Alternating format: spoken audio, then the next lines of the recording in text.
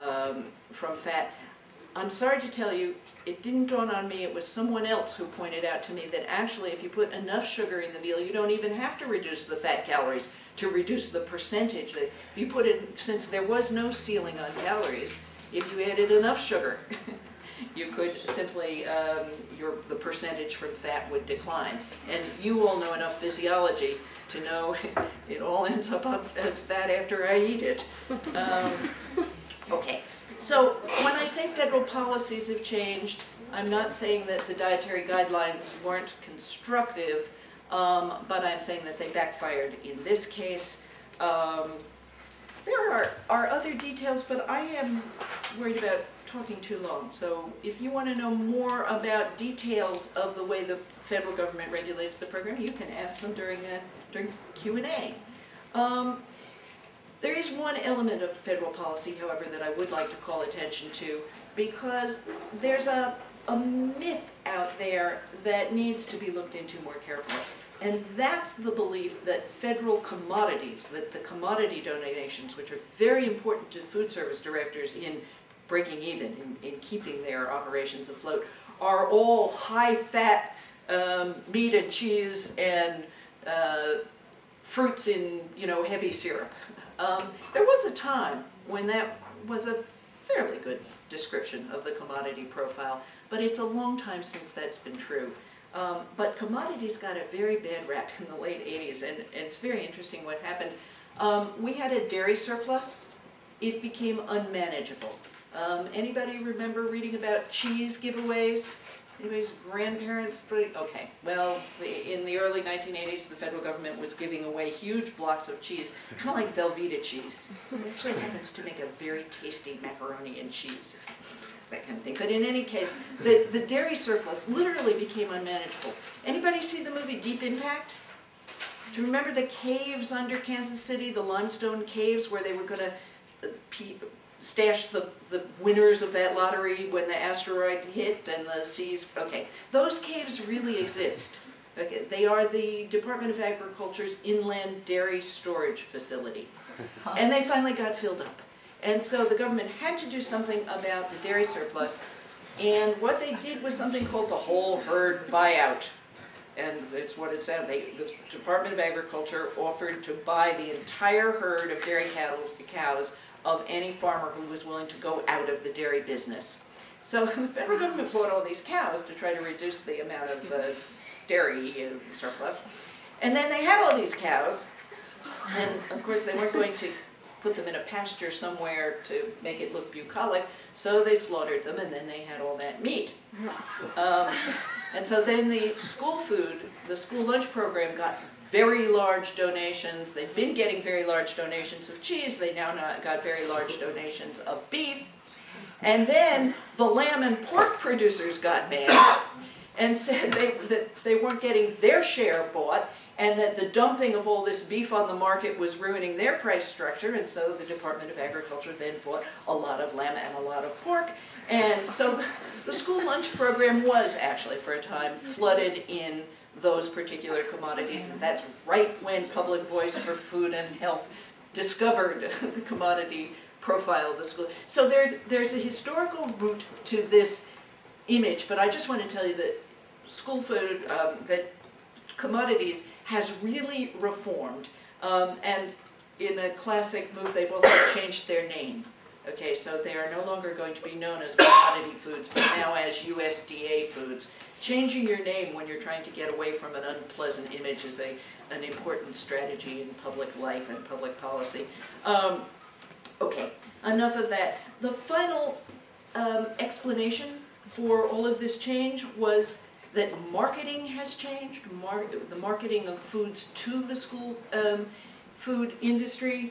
And I think I'm going to encourage you to look at the description in the book if you're interested in how foods are marketed to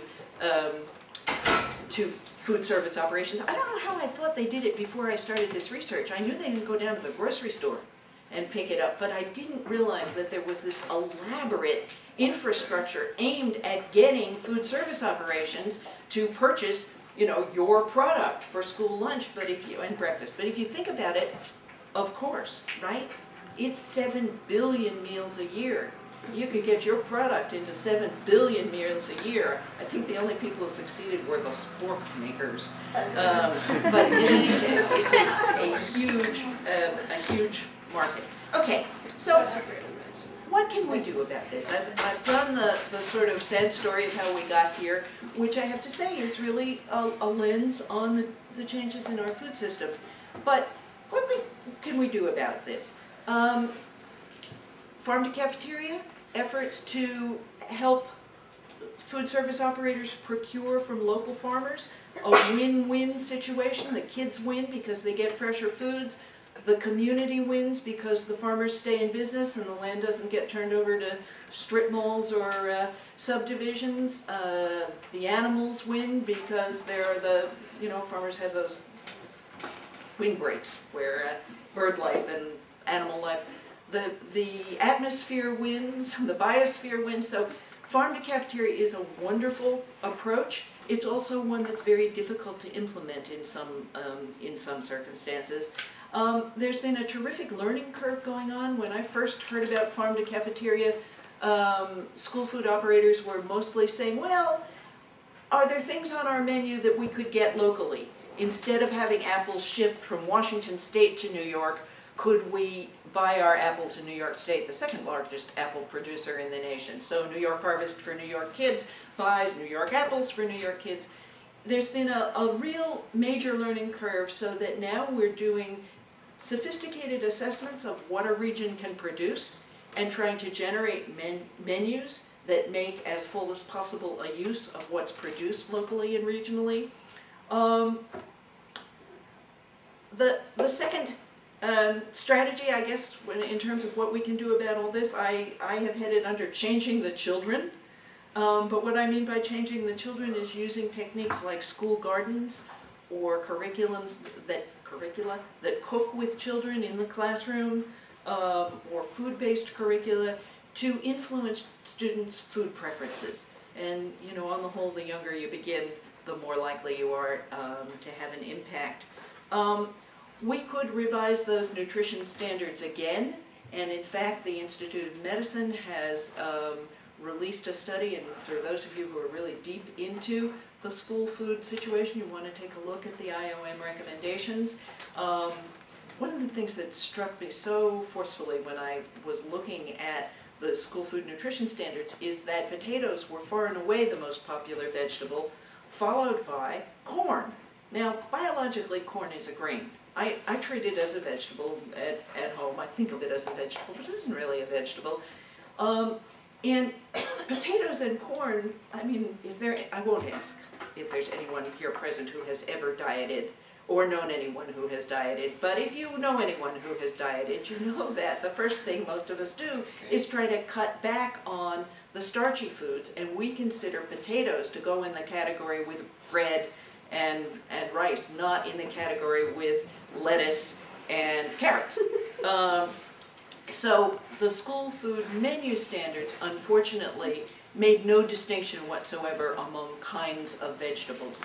The new ION standards do. They require a certain number of servings of leafy green and a certain number of servings of deep orange, neither of which can be met by French fries or tater tots. This is going to be very difficult for many schools to implement, and maybe we'll come back to that during questions and answers. But revising the nutrition standards is clearly overdue. In the book, I recommended 5 a day and eat your colors, because I really think that the nutrition standards, when they get highly specified, generate the kinds of anomalies I talked about before with the sweetened milks. We can move to control competitive foods. It's a pretty crazy situation when a menu planner has to meet 2 sets of nutrition standards with only a limited window in between, and meanwhile, in the same line or a separate line, she may be selling things that have no nutrition standards whatsoever, and that's essentially the case with competitive foods. There's a short list. You can't sell marshmallows, chewing gum, or certain other what are called foods of minimal nutritional value, but you can sell almost everything that people really like.